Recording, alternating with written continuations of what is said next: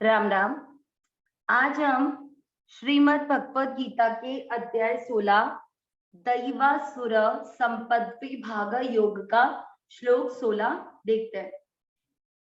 पहला चरण अनेक। क पूरा है, जो भी अक्षर पूरा है उसमें हमको अ मिक्स करना होता है। अनेक।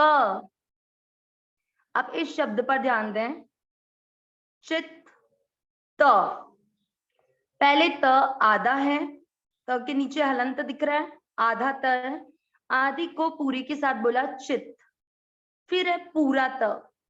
पूरा त होते ही उस त में अ मिक्स करना है। त चित त, चित त, अनेक चित त, दोनों त आने चाहिए। ये डिफरेंस करने के लिए आपको इतना सा शब्द तोड़ के बताया है कि आधे को पूरे के साथ बोलना है, चित हो गया, फिर पूरा त बोलना है त। वी छोटी मात्रा, भ्र कैसे बोलेंगे इसको, इधर देखें, आधा भ और र, ये वाली जो मात्रा दिख रही है ये है र पूरा। आधा भ के नीचे हलंत, इसमें आधा भ है और ये मात्रा जो है र ये पूरी है। यहां पर हमारे है भ्रा, भ्रा लिखा, आधा भ सेम रहेगा और र जो पूरा अक्षर है उस पर आ की मात्रा लग जाएगी। इसको पढ़ेंगे भ्रा, विभ्रा। आधा न भ्रा के साथ पढ़ेंगे भ्रांता, विभ्रांता। मात्रा छोटी है वी की, लंबा ना खींचे, विभ्रांता। पहला चरण वापस, अनेक चित्त विभ्रांता। एक बार वापस, अनेक चित्त विभ्रांता। अब दूसरा चरण, मोह, ह पूरा है, जब भी ह के अंदर ये मुड़ाव होगा उसका मतलब ह पूरा है। मोह, ह पूरा है तो ह में अ मिक्स किया है। जाल, समावृ, इसको कैसे बोला जाता है, यहाँ पर व आधा है, व आधा है और नीचे री से ऋषि की मात्रा है, इसको बोलेंगे व्री, व्री। ध्यान देना, ये व्री है और ये भ्र है, इसमें भ आधा र पूरा है और इसमें री की मात्रा है। ठीक है, हम लोग जनरली इसको समाव्रता पढ़ते हैं, ये व्री है और ये भ्र है।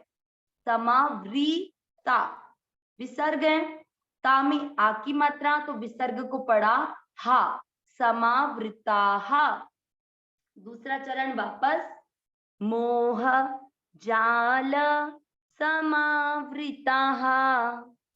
अब पहला चरण और दूसरा चरण साथ में, अनेक चित्त विभ्रांता मोह जाल समावृता।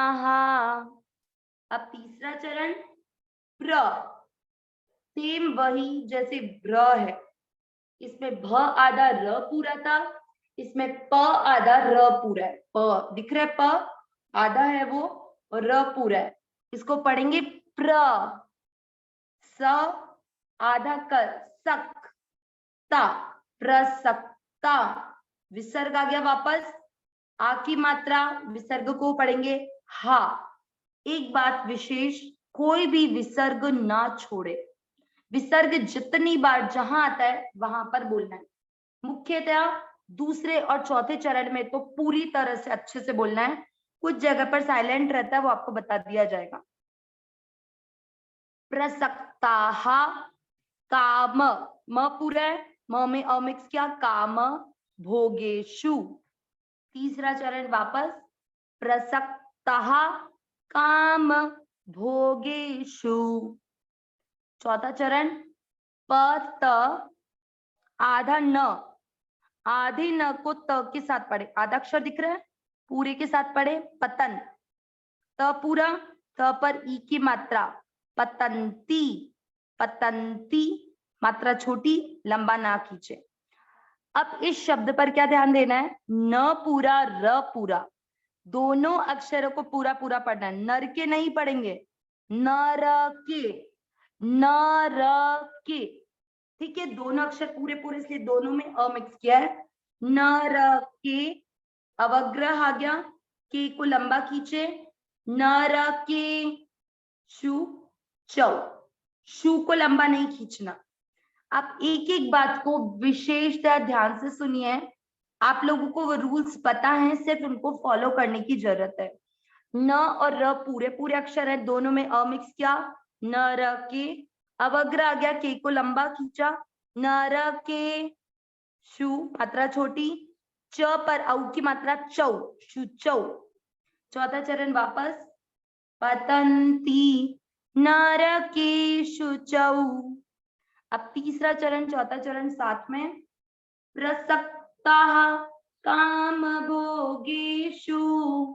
पतन्ति नरकेषु चौ। अब पूरे श्लोक का उच्चारण एक साथ, अनेक चित्त विभ्रांता मोहजाल समावृताः प्रसक्ताः कामभोगेषु पतन्ति नरकेषु चौ। एक बार वापस, अनेक चित्त विभ्रांता मोहजाल समावृताः प्रसक्ताः कामभोगेषु पतन्ति नरकेषु चौ। अब इस श्लोक का अर्थ, अनेक चित्त विभ्रांता, जिसका चित्त, हमारा जो माइंड जैसे कहते हैं, वो कामनाओं के कारण अलग अलग चीजें, भ्रांता यानी भ्रांत यानी कोई गलत धारणा होती है। धारणा कैसे, कि हम लोगों को ऐसा लगता है कि संसार में जो हम चाहते हैं वो होता है और संसार में हमको कुछ मिल सकता है, जबकि वास्तविकता में यहाँ जो मिल रहा है वो यहीं पर ही रह जाएगा। इसीलिए यहाँ पर भ्रांता शब्द यूज किया है, अनेक चित्त विभ्रांता, जिसका चित्त अलग अलग कामनाओं के कारण भ्रमित रहता है, दिशाओं में जाता है, अलग अलग दिशाओं में भ्रमित रहता है। किसके कारण, मोह जाल समावृता, मोह जाल में फंसे होने के कारण जिसका चित्त अनेक दिशाओं में घूमता है, अनेक प्रकार से भ्रमित रहता है। प्रसक्ता काम भोगेशु, वो काम यानी किसका, पदार्थों में, इस संसार के पदार्थों में, भोगों में आसक्त रहता है। उसको ये रहता है कि धन मेरा, यहाँ पर मिला हुआ समय मेरा, यहाँ पर मिली हुई कोई भी चीज, आदर सम्मान या जो भी चीज मिल रही है वो सब मेरा, रिश्ते नाते सब कुछ, तो वो उसी में उसका अच्छे से भोग करता है ना, उसी में आसक्त रहता है। ऐसे रहने वाले मनुष्य पतंती, गिरते हैं, किसमें, भयंकर नरक में गिरते हैं। नरकेषु चौ, इसमें अशब्द छुपा हुआ है। अशुचौ का अर्थ होता है शुच, शुचि का अर्थ होता है पवित्र, और जो अपवित्र है वो होता है नरक, तो वे नरक में गिरते हैं। कौन, जो मोह जाल में, मोह ये मेरा है, ये मेरे, जो भी आपको संसार के जो रिश्तों में, जो आदर सम्मान में, जो धन में, कि ये मेरा है, जो मोह जाल से घिरे हुए होने के कारण जिनका चित्त अनेक प्रकार की से भ्रमित रहता है, जो पदार्थ और भोग में आसक्त रहते हैं, वे अपवित्र यानी नरक लोक में गिरते हैं। नारायण नारायण।